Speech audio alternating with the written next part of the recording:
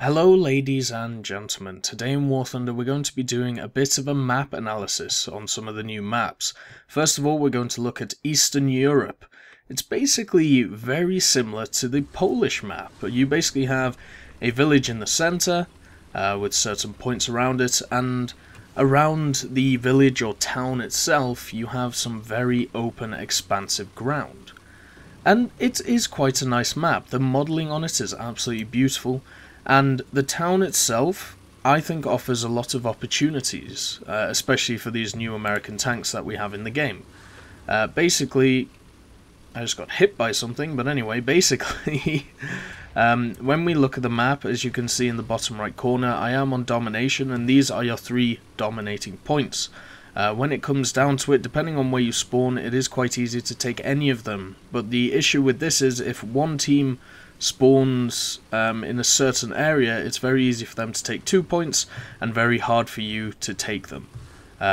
So locking down the map is not that hard. But when we actually get to the town itself, we're obviously looking at a bit of like city fighting and stuff like that, very reminiscent of Poland, and stuff to come since Guardian have talked about city maps and stuff like this.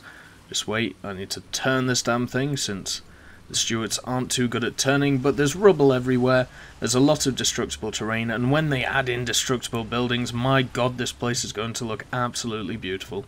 Just everything being destroyed, and basically you're going to start with a very nice village, or a town, and it's going to change into, well, just a death pit. There are a few issues I have with the town itself, and I understand why they've put them in. There are certain areas which have trenches, basically for infantry and stuff like that, but in tank combat, it is just kind of annoying because you get stuck in them. You can get stuck in places. Okay, calm down, biplanes. But basically there are trenches in places, there's tons of rubble everywhere and things like this, and obviously you have a river in the middle. I am very much undecided on if I like this or not. I like the idea of having basically a way of getting...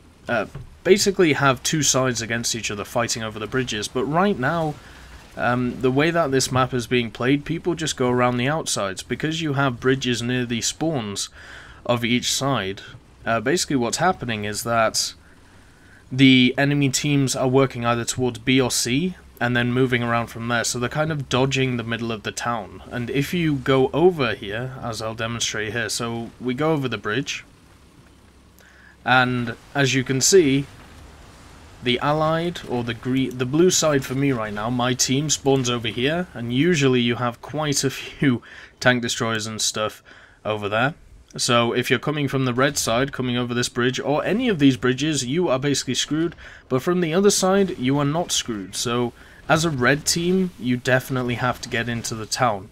Well, at least you have to get into the town before the other side, before they can lock them down. But there are various bridges and stuff like that to go over, and it is very nice, but right now it seems like a lot of people are working towards B and C, and just kind of leaving A up to the elements. Because it's very hard for the red side on this map that I'm on right now, basically the left side, if you spawn on the left of the map, it's very hard to work towards A, which can be a real issue, because it basically means that one side gets quite a large advantage. I mean, they have a hill overlooking the whole of the town. If you don't have something speedy, like this tank here, some Stuart, or some of the other American tanks, or maybe...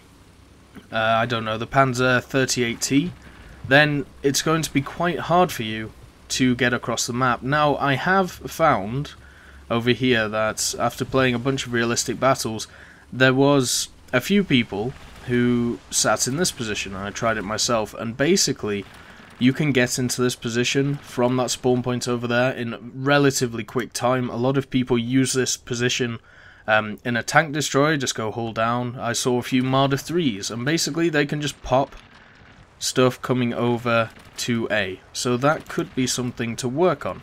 Also, if you swing about, you can cover people from sea, but the issue is these bridges are very exposed, and I'm not really sure if I like that. I understand what they're going for, but this whole ridge line over here, which is basically the enemy spawn point, and over here as well, there is not a lot you can do. So some of these bridges are catastrophic. You can also kill all the debris around the water and fall in, which is quite interesting. But overall, I kind of, when I look at new maps, I have some ideas in my head, and the main idea is, would tanks fight here? Would this be a battleground where tanks would actually duel and things like that? And to be quite honest, I could see people fighting around here. Maybe not directly into the town, because a lot of tank combat was around open fields and stuff. Oh, here are the trenches. Oh, don't get stuck, good stuff. But it is quite an open area. Fighting around the town itself is very nice. It's actually quite fulfilling, trying to push the enemy back. You have this river here to try and slow down certain enemies, so you can guard the bridges and basically prevent them from coming across. And even going into the town, this is perfect for stuff like mediums and heavies, whereas the light tanks can go around using their superior movement speed and everything like that. And then the tank destroyers, well, they don't even have to move from spawn. An issue I have with some of the game modes on this map, obviously I've talked about the domination stuff, where A is basically forfeit for the red team, and there's not a lot you can do about it until maybe 10 minutes into the game. But there's another one where basically you have 2 points. You have A and B. One is for your side and one is for the enemies, and you have to, it's basically a dogfight. It's an out-and-out battle, and you have to capture their points, and the only really way you can do that is to go through the enemy lines and basically decimate the enemy team. But the issue is here is that if you have that game mode, your team and their team can just sit on the points, because, as I'll demonstrate here if I can get through, once you leave the town and trying to move towards the point, which on this side is usually around F or G 2 or 3, so near that bridge right at the back, if you can see it on the bottom right map. If you have been on this map, you'll know what I'm talking about. But basically, if you get around there, you get out of the town, and, well, there is no cover. So you kind of get stuck in this position where if the enemy team is just sitting at their base, you can't move out, because if you move out, you just get picked off. Even if you move as a full team, their team will just look at you and laugh, because they are all sat on these ridges up here. They are all sat behind their cap in their tank destroyers and will decimate you. And that happens both sides. So you do get into games where basically each side does not even fight each other. Like, you can basically move through the town. As you can see here, it does get more and more open as we move along, which is quite nice. The outskirts of a town should be much more wide and everything like that, compared to... am I getting hit by artillery or something? I believe I am. There is artillery on this map. It fires about every so often. It seems to be a new feature in most of the maps. They're very much going for, oh, it worked well on Kursk, let's put it on every map. But basically, once you move to the outskirts, which is here, first of all, there's the bridge that you can cross, which you'll have to cross if you move through the town. And then the spawn point is back there on that back bridge, and as you can see, there is not a lot of cover here. And if you want to, you can find cover to keep yourself alive, but moving forward is the issue. Moving forward to the enemy, there is really not a lot you can do. If you go across that bridge, as you can see all that open terrain there, tank destroyers will just sit there and kill you all day. If you move over here to try and flank around to that bridge, hey look, tons of open space for people just to camp and just destroy you. And I do understand that they're going for realism and stuff, and it's very nice to see. So we'll see if people figure out a way of doing it. I know what a lot of people have been doing is basically just disregarding the town altogether and just going through either like the H row, if you can see it, or the H column, or going through the C or D one. And that's basically what they've been doing. If you go into the town, fighting in the town is very fun, but getting out of the town again is very, very hard to do. Once you are in that town, it is very hard to not be pinned down, basically. I mean, all it takes is one tank to sit at the end of a road, and, well, what do? You sit there and whine, to be quite honest, because there's not a lot you can do. Another thing to take into account is from the right spawn, which is where I came from, the ground, it basically, depending on the path you take, most of the time you are going uphill before you get to the town and stuff like that, where the other side, it is a downhill slope, so you're always going to find that the red side will get to the town if they decide to first. And a lot of people aren't going for the town. They are going for, if we're on a domination, C or B. So basically, for the blues, it's very easy to lock down A because it's on their side of the river. Oop.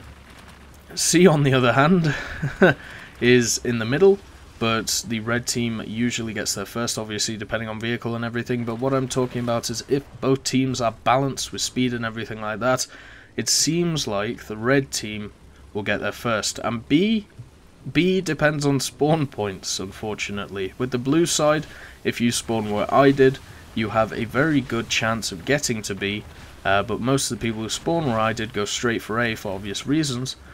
But if you spawn up top, first of all you have a river in your way, so you can't get to B, unless you take the bridge over, and, well, it's very hard to coordinate attacks like that.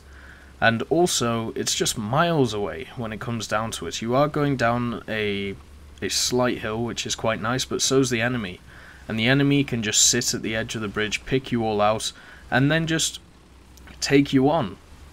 But this point over here is quite nice. It's nice to actually fight over. This is the point, in my opinion, which usually gets fought over the most. And, okay, Stuart, you got any power for me?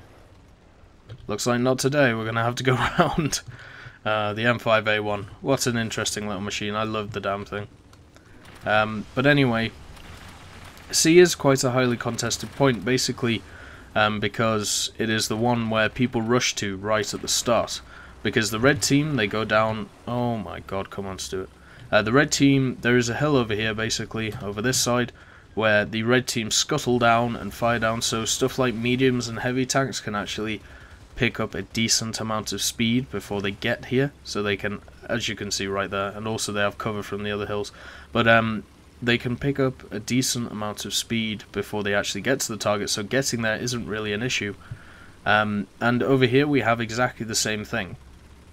But the thing is, something that I found, especially with the German tanks and the new American tanks, which have very good gun depression, just like the mid-tier Germans do, and even the late-tier Germans, you can just sit up here, and as you can see, you have full knowledge of all of the map.